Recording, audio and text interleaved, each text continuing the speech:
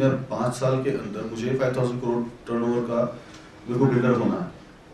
वो 5000 करोड़ का turnover builder होने के लिए क्या उसकी शर्त ये है कि मैं सिर्फ 5 लाख लोगों से होऊंगा या मैं सिर्फ 1 लाख आदमी से होने वाला हूँ। तो मासेस में काम करके स्टेक होल्डर की सबसे पहले शुरुआत है कि मार्केट में मैं अभी आपको वो सब आंकड़े देना चाहता हूँ। जो लास्ट हमारा जो टॉक शो हुआ था उसमें जो भी हमारे पास जिस बंदे ने इनिशिएटिव लेके वो अपनी चीजें सामने रखी हैं।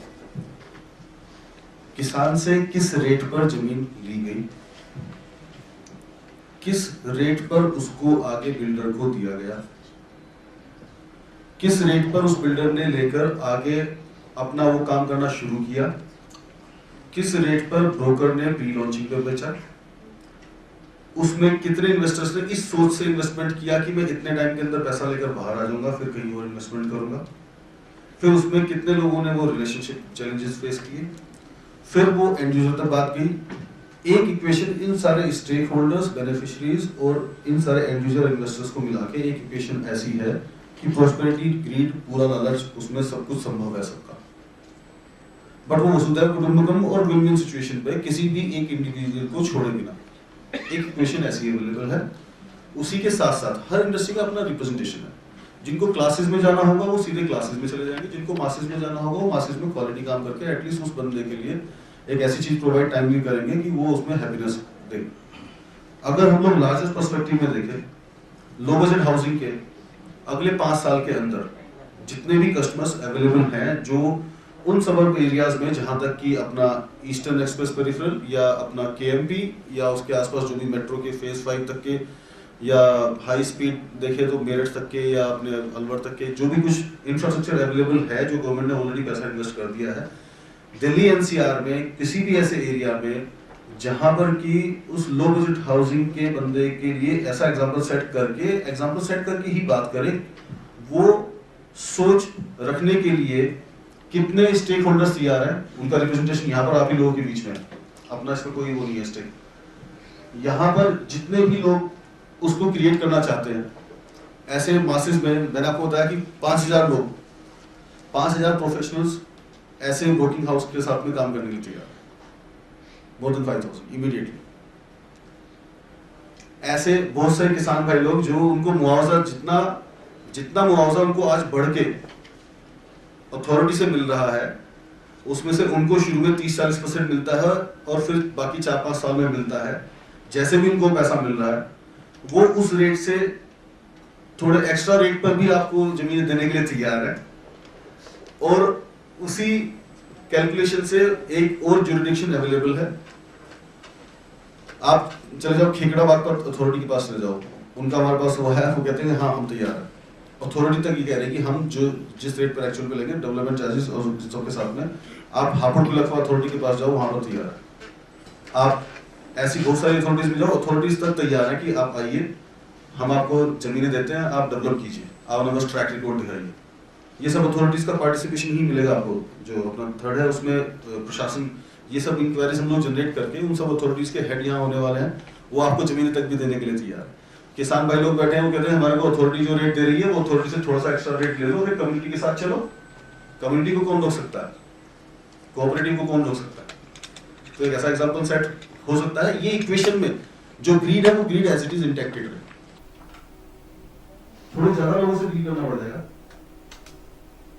इसके रिप्रेजेंटेशन के लिए मैं ये चीज क्रिएट करने के लिए आप सब लोगों से चाहूंगा, शेर सिंह जी, सरदार जी, आप थोड़ा सा बताएंगे कि क्या आपने फेस किया पिछले कुछ दिनों में? फेस कैसे? आपने अभी जो भी आपने अभी तक कोई अथॉरिटी को जमीन दी है आपकी? कितना जमीन दिया आपने? 60-70 बीघे। 60-70 बीघे। कितना टाइम पहले एक्विजिशन हुआ था आपके जमीन का? ये एक बार तो कर रहे काफी पहले ही। अच्छा। पैसे वैसे देना शुरू करेगी ये वो। अब हमारे यहाँ एक्वायर कर ली 2 साल पहले। अच्छा। फिर पैसे दिए, फिर रुके, फिर बाद में मतलब फिर जो सरकार ही बदल गई, मायावती ने करी वो इसने मुलायम ने, फिर मायावती ने पूरा करा आवाज पीछे। तो आपका अभी कह रहे 2 साल पहले आपका एक्विजिशन हो गया था, उस टाइम पे क्या आपसे पेपर ले लेते हैं, आपसे डॉक्यूमेंट्स ले लेते हैं, कब्जा ले लेते हैं, क्या कर लेते हैं? वो तो सारा कुछ कर लेंगे, सारे पेपर वेपर लेकर सारा तो पूरा पैसा नहीं दिया था? पूरा पैसा। पूरा पैसा कितने टाइम में मिल जाता है अंदाजा? पीछे तो कुछ गाँव में तो मिला है, इन्होंने दिया 5 साल में। 5 साल में 5 पैसा। साल में पूरा पैसा। और आपको जो आपने जमीनें दी थी किस रेट पर दी थी आपने? मैं दी थी 850 रुपये गज। कितने साल पहले? ये 6 साल 5 6 साल पहले 850 रुपया गज। मैं आपसे मिल लिया होता तो मैं ले लेता। आज भी 1450 दे रही है, 1450 रुपये। आज कितना दे रही है? 1450 रुपये मीटर। लेकिन हमने तो सुना 6 गुना हो गया। कुछ नहीं, 1450 रुपये मीटर दे रही है अभी अथॉरिटी में आपकी। ये बहुत बड़ी एजुकेटेड सो कॉल्ड एजुकेटेड लोगों की कम्युनिटी होती है जो हल्ला मचा के कहती है ना करते करते अब दैनिक बंद कर एग्जीक्यूशन पे देखो ना, एग्जीक्यूशन में इंसान की सच्ची बात सुनो। 1450 मीटर। अब चले जाओ। मीटर 1400। तो वो जो 6 गुना करा है वो भी मिलना शुरू नहीं हुआ? कुछ नहीं, ये ना देवे भी ना, ये 6 गुना वैसे ही कह रहे हैं, बेकार ही लोग। वो कह रहे हैं वो देने की मिली, वैसे हल्ला मचा रहे हैं। तो 2014 के इलेक्शन के बाद में शायद सब बाद में सेटिंग होगी दोबारा से ना? अब 2014 के में इन्होंने ये कानून वैसे बनाया, अब बना दिया कि किसान अपनी मर्जी से देगा, इन्हें क्यों देगा? आपको मालूम है उस लैंड एक्विजिशन के बारे में? हाँ कुछ कुछ मालूम है ना? मैं विश्वजीत भाई से चाहूंगा कि इसको थोड़ा सा इनपुट दे पूरी कम्युनिटी। जो नया लैंड एक्विजिशन बिल आया उससे क्या फायदे हैं बाबू जी, आपको क्या जानकारी? ऐसा है, फायदे तो ज्यादा जी इन्होंने कराया है। अब किसान अगर 70% जमीन राजी हो देने को उसको गवर्नमेंट को, तो फिर 30% ही अपने आप ले लेंगे सरकारी उद्यमों के लिए। विश्वजीत भाई डॉक्यूमेंटेशन के हिसाब से कितना परसेंट है? अच्छा आप पूरा कर लीजिए। अच्छा, प्राइवेट वाले की एक 80%, प्राइवेट वाला 80% अगर किसानों को राजी कर लेगा, ले लेगा 20% को। प्राइवेट बिल्डर किसी भी गांव के रकबे का 80% ले लेता है तो उसको अधिकार है कि वो अपनी कॉस्टिंग पर अपना माल बना सकता है अप्रूवल्स लेकर। ये एक मेजर चेंज है जिसकी वजह से मुआवजा बढ़ के भी मिलेगा, ये भी कुछ है इसमें पार्ट हो। आज की डेट में आपके हिसाब से क्या लगता है, आपकी कम्युनिटी किसान भाई लोग सीधे बिल्डर को देने में भी इंटरेस्टेड है? हाँ, बिल्डर को देने में तो सारा ही फायदा। हमें भाई 2000 का, 2500 का, 3000 का अगर देवे तो हमें फायदा नहीं है। हम 1450, ये 1450 अभी तो बढ़ाए ही ना, 6 महीने पहले 1450, अरे पहले 1100 1100 में आप से ली जा रही थी, 1450 में अब ली जा रही है। अब ये कह रहे हैं कि 4 गुना मुआवजा देंगे। 2014 में इलेक्शन कब है?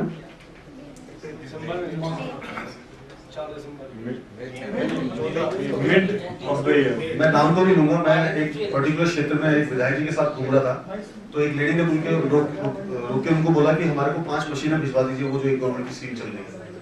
तो मैंने बोला कि भैया मैं भिजवा दूँ मशीनें। बोला नहीं अभी नहीं, जब वोट लेने का टाइम होगा तब देंगे। तो वापसी में वो लेडी से मेरे को अलग से बात करने का मौका मिला, तो मैंने उनसे पूछा कि आप किसको सपोर्ट करेंगे?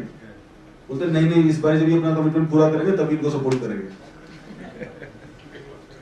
तो 2014 का टाइम है, लो बजट हाउसिंग के लिए बहुत बड़ा फायदा हो सकता है। इस टाइम कोई गवर्नमेंट कुछ नहीं करेगी। 2014 तो हम लोगों को भी लोकतंत्र में मजबूत हो जाना चाहिए, अच्छे से हमें अपने अधिकारों को यूज करना आना चाहिए। वोट तो बहुत बड़ा पावर है, तो मुझे तो लगता है 2014 से पहले क्रिएट हो सकता है। सो बाबूजी आप मतलब डबल रेट पे दे देंगे ना अपनी जमीन बिल्डर्स को, अगर कोई डायरेक्टली बिल्डर लेना चाहे? हाँ जी, कर ले लो। ठीक है,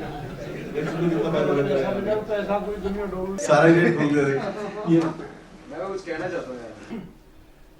ऐसा है तेज भाई, हम लोग ना बहुत ऐसे सिर्फ नेगेटिव बातें कर रहे हैं, बट अगर हम लोग ग्रास रूट लेवल पे जाएंगे तो मेरे ख्याल से सबसे अच्छा एग्जांपल नोएडा एक्सटेंशन का सब लोग जानते हैं, ठीक है।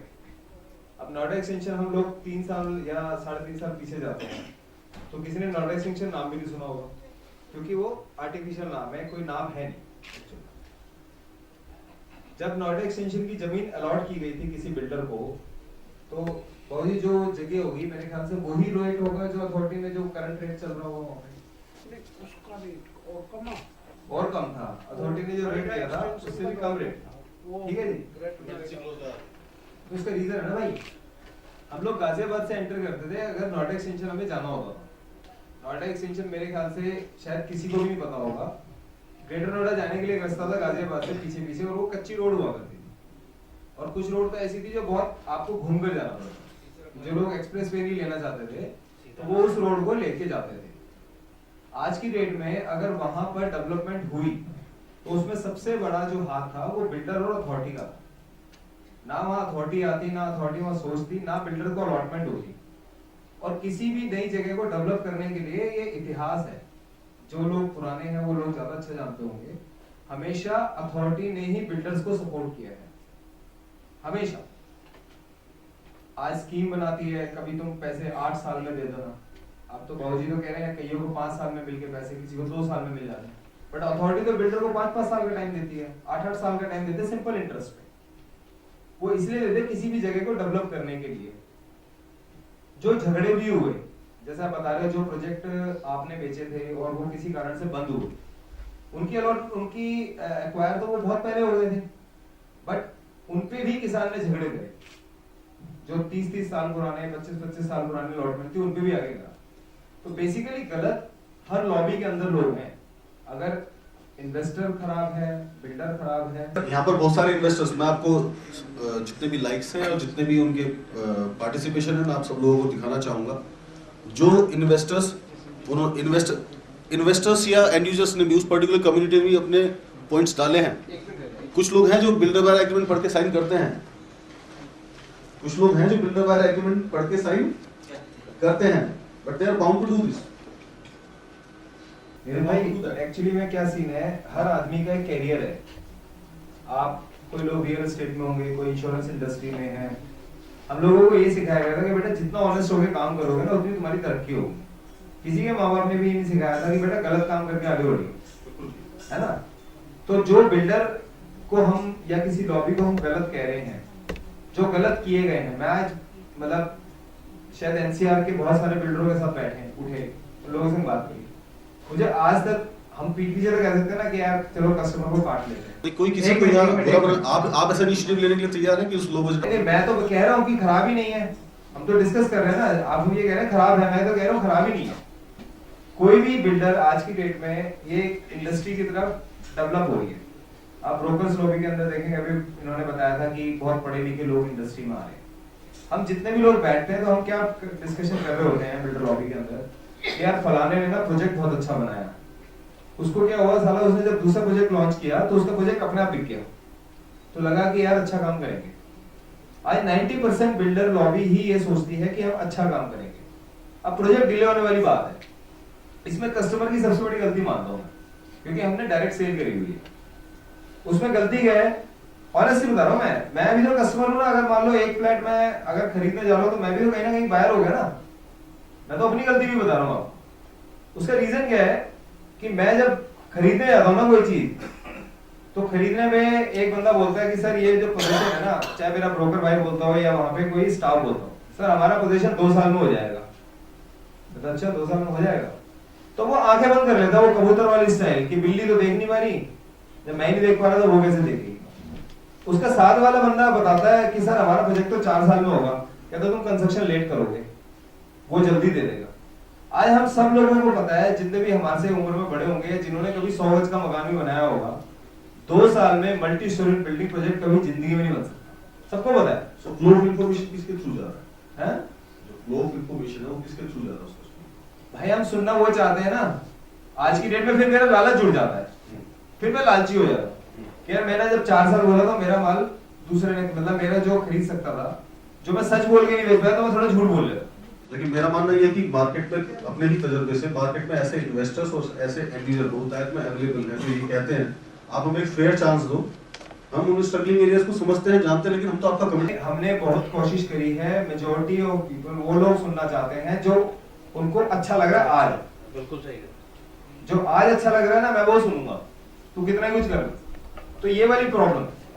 मार्केट में दूध भी आता है ना, सेरेलैक दूध आया, ठीक है। तो खुद गवर्नमेंट ने प्रमोट किया कि सबसे अच्छा दूध है बच्चे के लिए, और 40 साल बाद गवर्नमेंट ने कहना शुरू किया कि माँ का दूध ही सबसे अच्छा है। लोग जो सुनना चाहते हैं वो बताना पड़ता है, मार्केटिंग है।